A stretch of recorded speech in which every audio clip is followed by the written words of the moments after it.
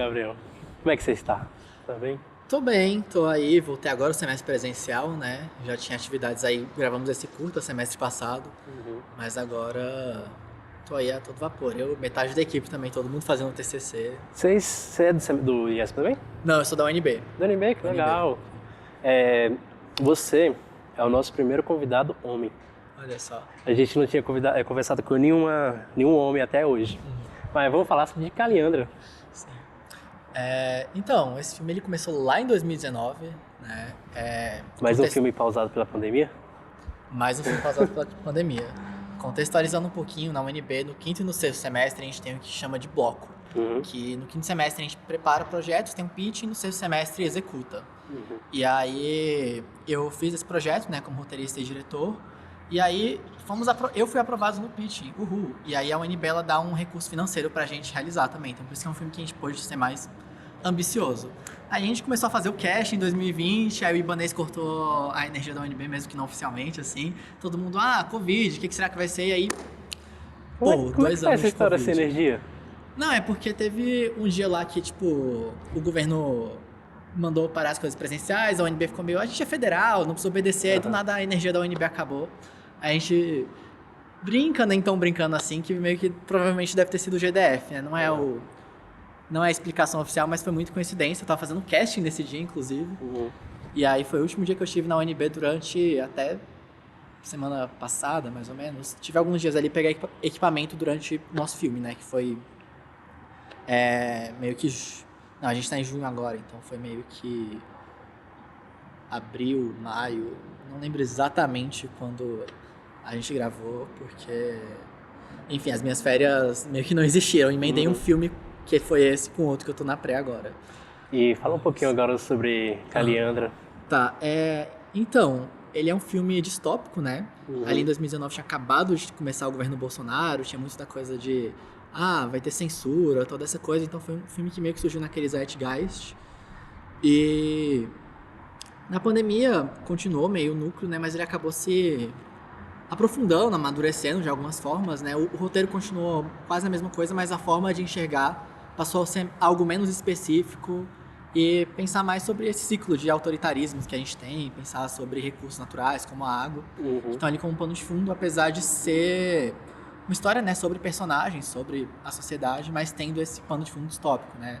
Daqui a alguns anos, eu lembro que quando eu estava aqui no Cine Brasília, na pré-estreia de Bacurau, o Juliano Dornelli estava aqui, né, um dos co-diretores, e aí ele mencionou que ele e o Kleber Mendonça estavam discutindo sobre como colocar o filme ali no futuro, que eles brincaram que o efeito visual mais barato de todos era aquele letrinho, alguns anos no futuro. Alguns anos depois. Não tem essas letrinhas, né, no meu curta, mas acabou... Bacurau foi uma grande inspiração, né? Foi o dia que eu já tinha essa ideia, e quando eu vi Bacurau aqui no Cine Brasília na pré-estreia, eu fiquei...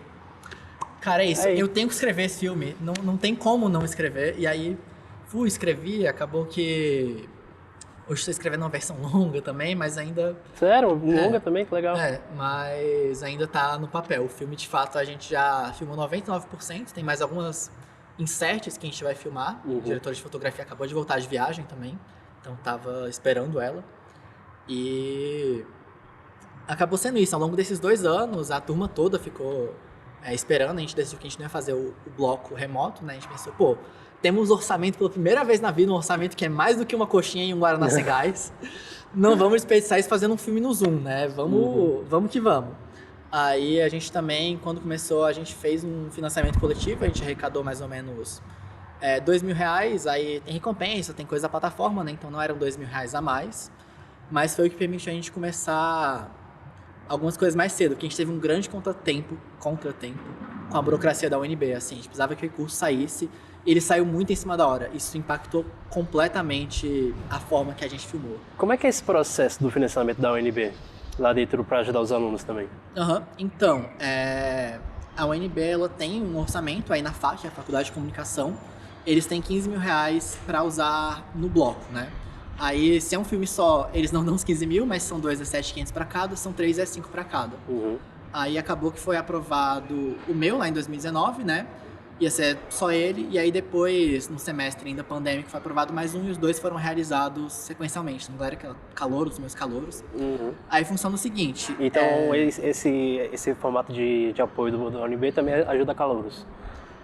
Não, é porque eu falo que são meus calouros, mas é porque eu tô o quê? No 10º semestre. Então, eles são calouros, meus calouros, porque eles estavam no 6º e eu tava ali esperando acabar a pandemia pra poder me formar, né? Não acabou, sim, mas voltou o presencial, pudemos filmar, né? Muita PFF2, atores com teste de Covid e tal. Famoso todos os protocolos. Felizmente deu certo, ninguém pegou Covid durante a realização do filme.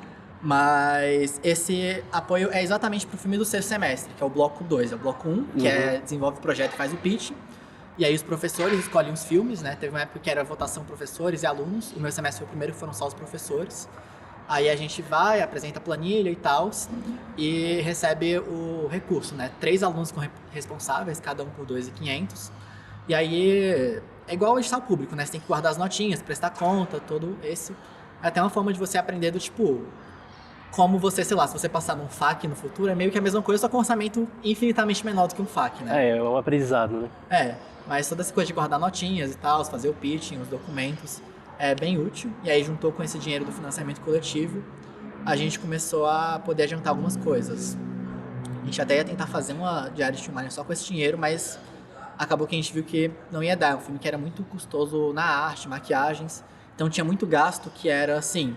É um gasto que é uma vez pro filme todo, tipo maquiagem, figurino, mas que precisava. E só o dinheiro do financiamento coletivo não ia sobrar, por exemplo, para transporte, comida, que encareceu absurdamente, né? De 2019 para cá, a inflação veio rasgando. Então, tínhamos alguns problemas, assim, com liberações internas na burocracia que precisavam ser assinadas, encaminhadas para instâncias superiores.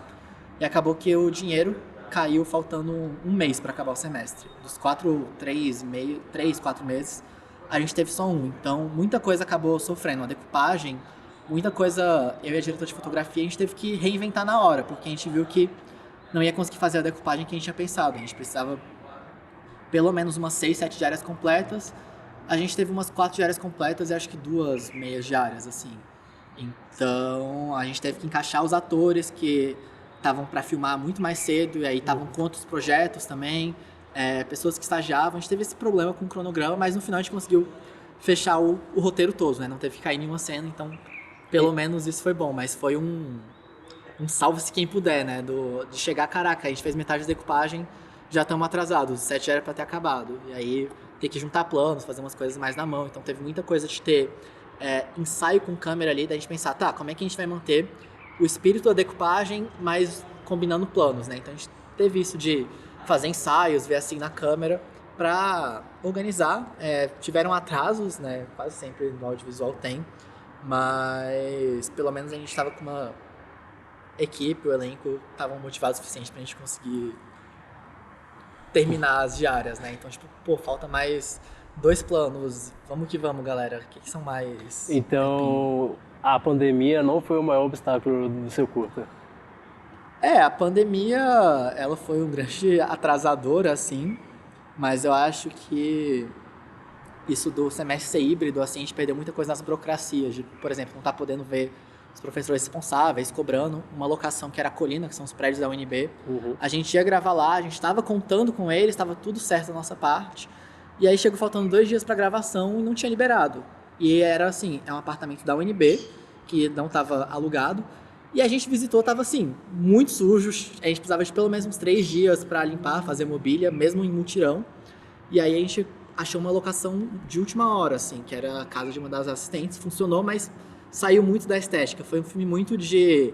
Era um filme complicado, daria para ter feito mais ou menos como a gente queria, se a gente tivesse o tempo todo, mas às vezes o perfeito é o inimigo do possível, né? Então, dentro do possível, a gente conseguiu, com essas coisas que a gente teve que abrir mão, mas a gente teve muitos problemas com entraves burocráticos na UNB, assim, de às vezes professores, alguns não estarem tão proativos quanto precisa, e são documentações que só eles podem, né? A gente, como aluno, não tem o poder, por exemplo, de assinar despachos diante da UNB. Então, tanto orçamento quanto locação foram. A gente tinha um filme que era para ser feito em 4 meses, a gente fez em 1. Tanto é que a gente não entregou um filme pronto no final do semestre. A gente entregou as filmagens, mostrou e tal, os professores estavam cientes quando eles viram a situação, né? Mas agora o filme tá em pós, né? O primeiro corte tá meio que montado e estamos terminando aí, estamos gravando alguns inserts de alguns lugares que vão ter efeitos visuais, assim, conversando com o montador. E agora tá indo mais pra mixagem de som, depois colorização e tal.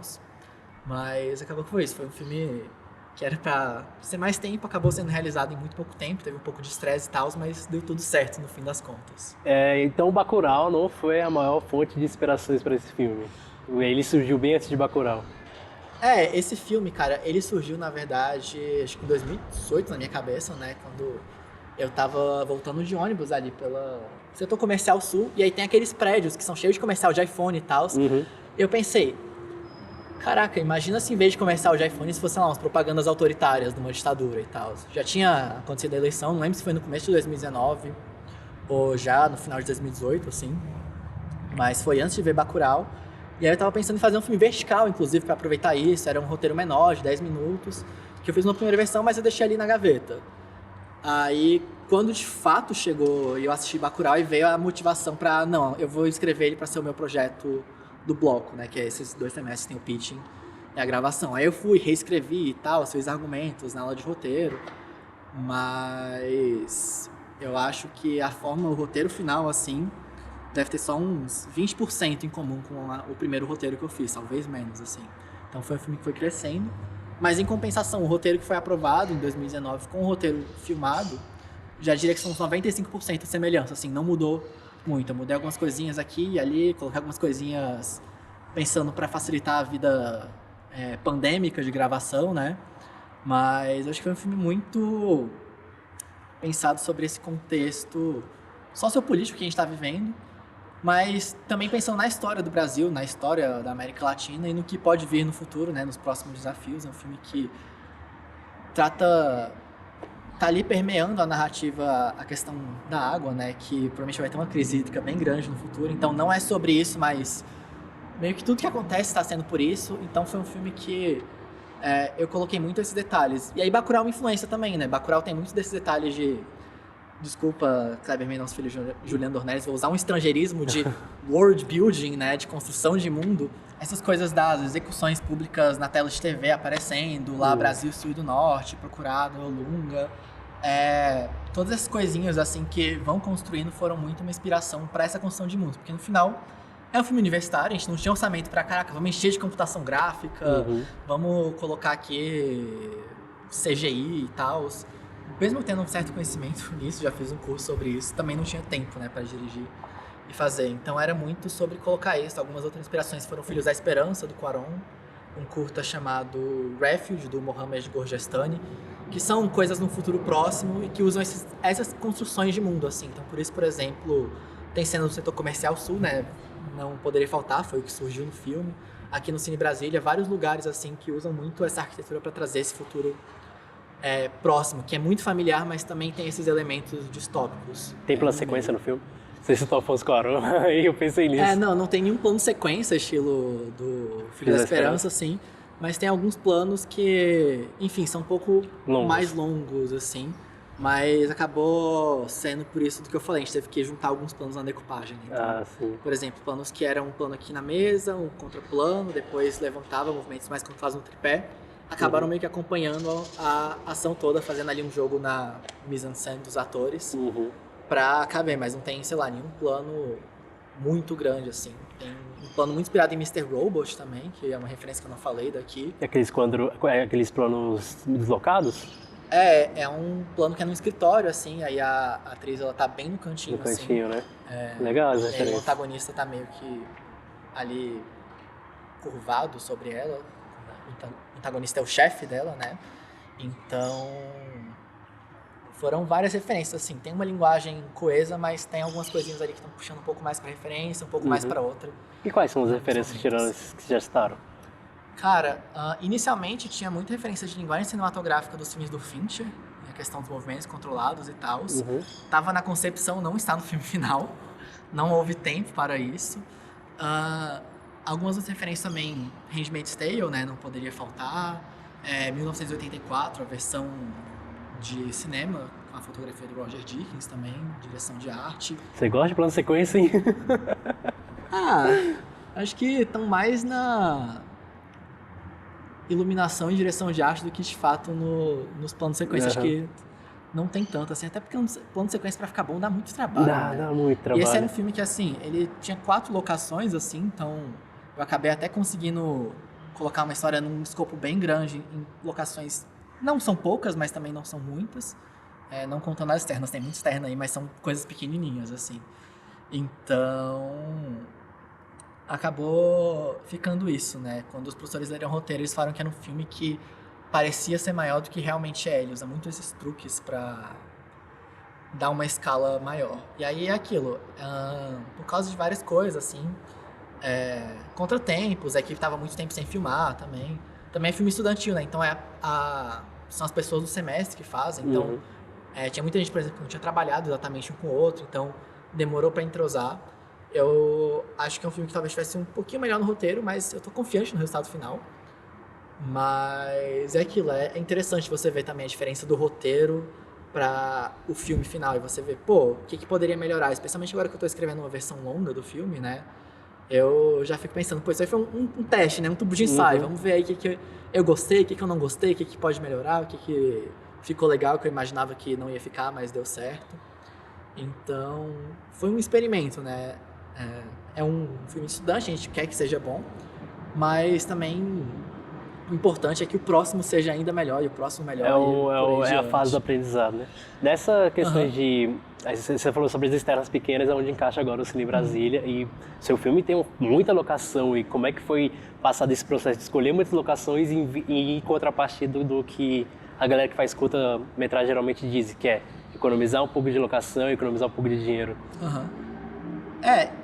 Então, acabou que as muitas locações, de certa forma, até ajudaram um pouco mais do que atrapalharam, porque a gente teve 4 locações principais, né? Então... Que foram? Um foi o personagem Silas, a casa dele, o outro foi um escritório, que era pra ser meio que um escritório do Ministério. Não é no Ministério, a gente não conseguiu aprovação, mas é um escritório. O outro é a casa da personagem Caliandra, apesar do nome do filme não é a personagem principal, mas é uma personagem muito importante. E a outra locação é uma locação bem pequena, que foi a casa da protagonista, eu acho. Então, é ainda menor. Eu tô esquecendo de... Acho que não tô esquecendo de nada. Inclusive, a gente usou a locação das 2 casas para serem a mesma, assim. Então, a gente gravou no mesmo lugar. Então, a gente gravou o escritório em 2 diárias, a casa do Silas em uma e as outras também em mais 2. E aí, acabou ajudando na marcar os sets, porque, por exemplo, a gente só ia ter um dos lugares disponível para um dia, mas como o curta todo não era lá, a gente conseguiu gravar com tranquilidade, só as cenas que eram lá.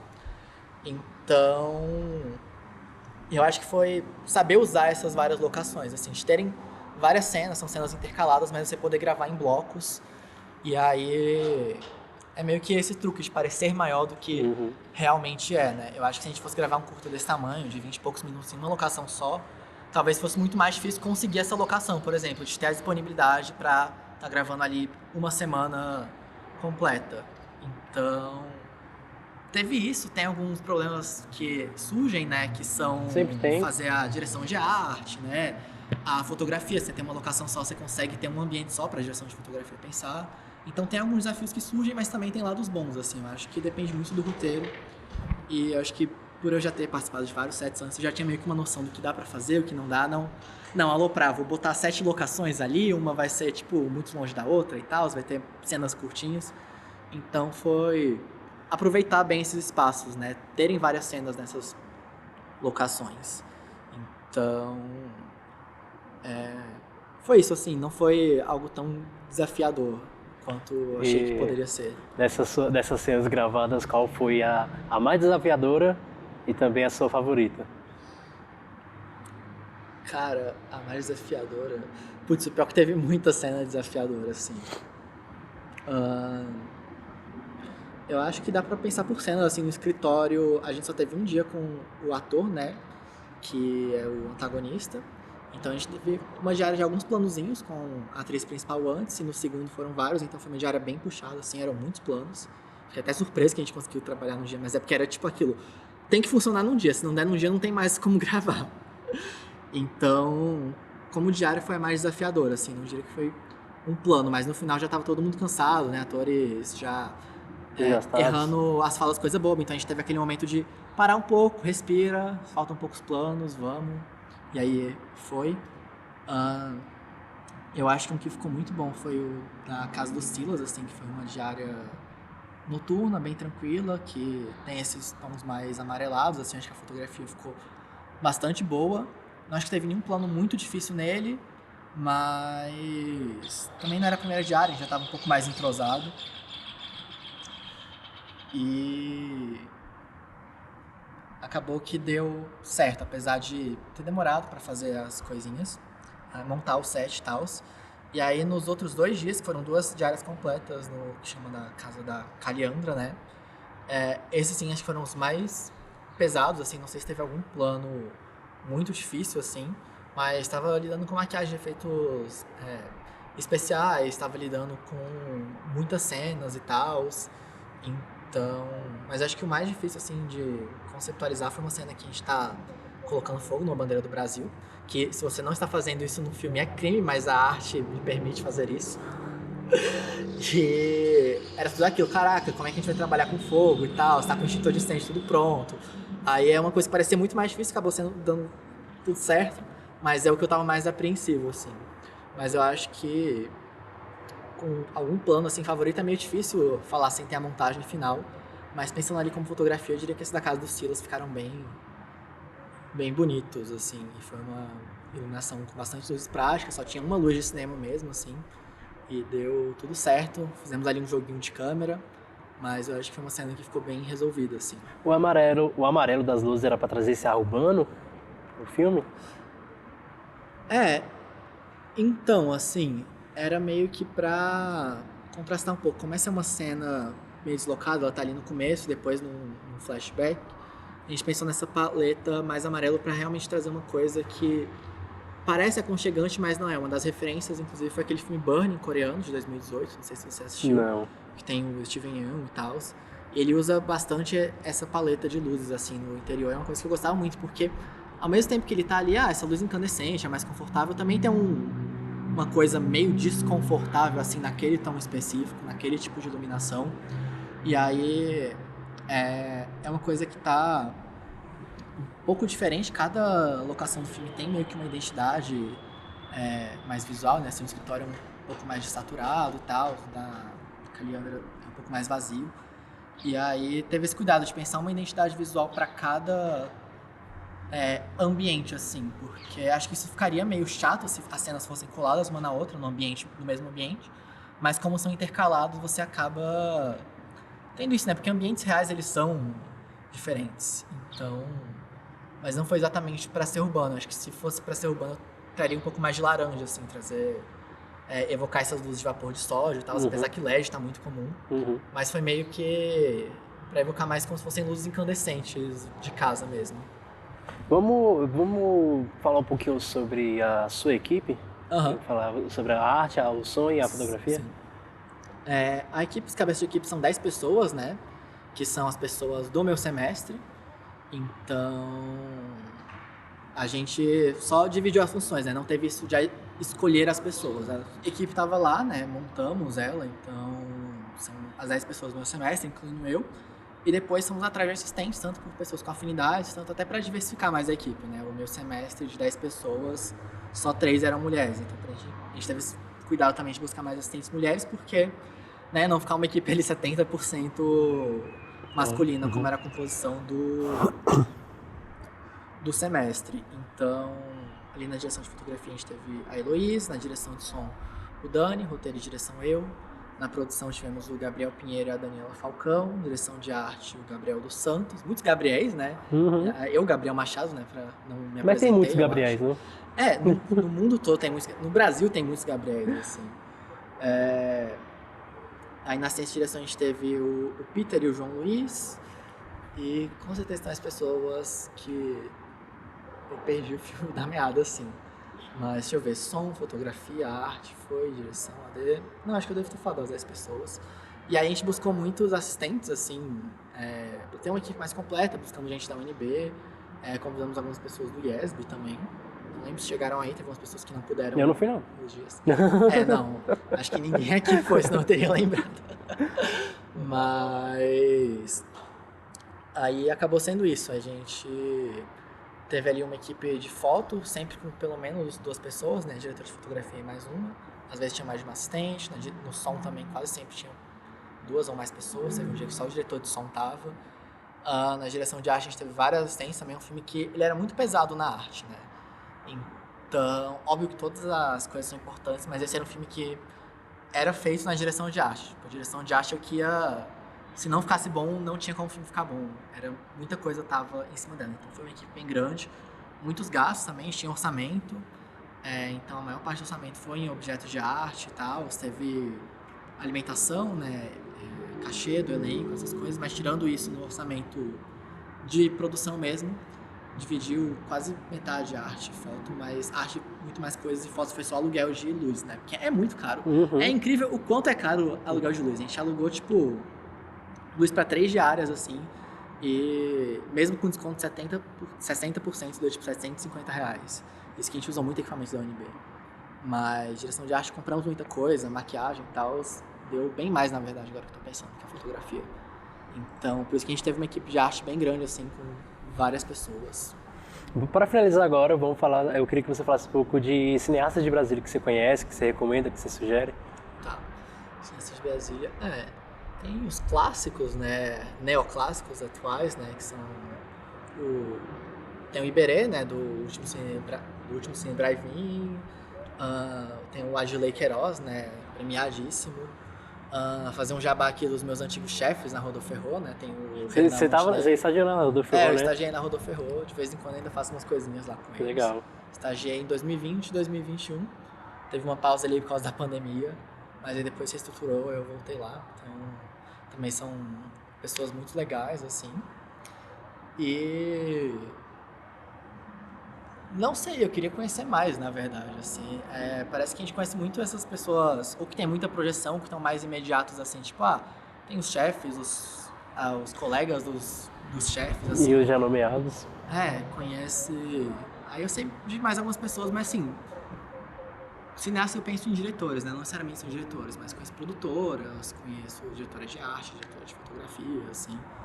Mas... aqui em Brasília... eu acho que é um mercado que já tem pessoas muito boas, sempre teve pessoas muito boas, mas que tem muito a crescer, né?